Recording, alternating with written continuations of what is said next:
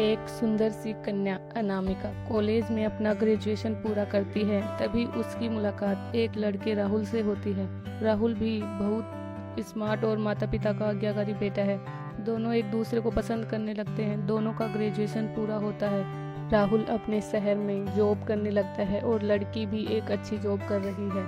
दोनों ने निर्णय लिया कि अब माता पिता से शादी की बात करने का वक्त आ गया है। लेकिन परेशानी यह है कि दोनों की कास्ट अलग अलग है। अनामिका ब्राह्मण है और राहुल राजपूत। राहुल के समाज में दहेज बहुत जरूरी है, जो कि नगद में होता है।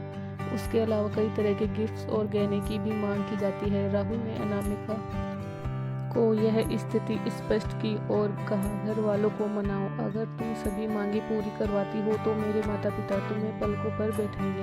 अनामिका ने अपने माता पिता से यह बात कही।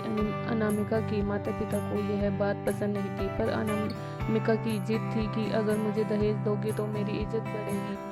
अनामिका के माता पिता सक्षम भी थे, बिना मांगे भी अनामिका को बहुत कुछ दे सकते थे, पर उन्हें इस तरह दहेज की मांग करने वाले लोग पसंद नहीं आ रहे थे।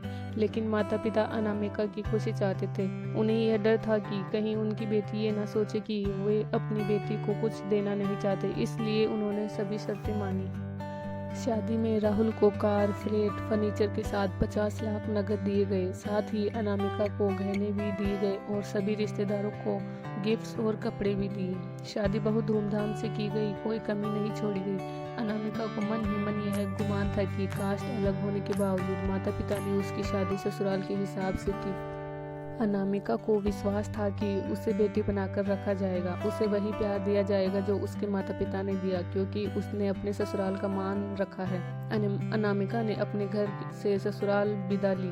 ब्राह्मण कन्या राजपूत घर की बहू बनी। ससुराल में बहुत ज्यादा पर्दा प्रथा थी। बहू को मनचाहा खाने तक की स्वतंत्रता नहीं थी। कितनी भी भूख क्यों ना हो, घर की बहू सबके खाने के बाद ही खाएगी। यहाँ तक कि उसे घर के पुरुषों के सामने बैठने तक की इजाजत नहीं थी। अनामिका ने इस बात पर ऐतराज दिखाया, पर उसकी किसी ने ना सुनी। राहुल ने भी यह बोलकर मुंह फेर लिया कि यह तो परंपरा है। अनामिका को जो गुमान था वो धरा रह गया। उसे अपने माता पिता की बात याद आई। जब उन्होंने समझाया था तो वह उनसे बहुत लड़ी थी। उसने ससुराल में बात करने का फैसला किया। अनामिका ने अपने सास ससुर और पति से बात की, लेकिन उन्होंने नहीं सुनी और उसे बहुत बेरहमी से पीटा गया।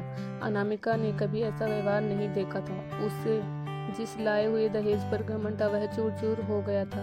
अनामिका को माता पिता से बात करने में भी शर्म महसूस हो रही थी और इसी कश्मकश में एक दिन अनामिका ने अपने आप को खत्म कर दिया। माता पिता को जब यह पता चला तो उन्हें अपनी गलती का एहसास हुआ कि वक्त रहते समझा होता तो बेटी साथ होती।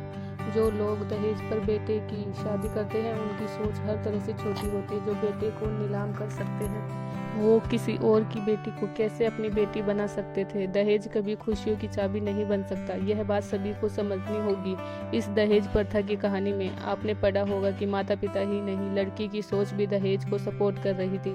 कई बार लड़कियों को दहेज का गुमान हो जाता है, पर जो लोग लोभी होते हैं वो कभी अच्छे नहीं हो सकते। यह बात सबको समझने की जरूरत है। Thank you. मेरी यह कहानी कैसी लगी? अगर अच्छी लगी हो तो कमेंट करके जरूर बताएं।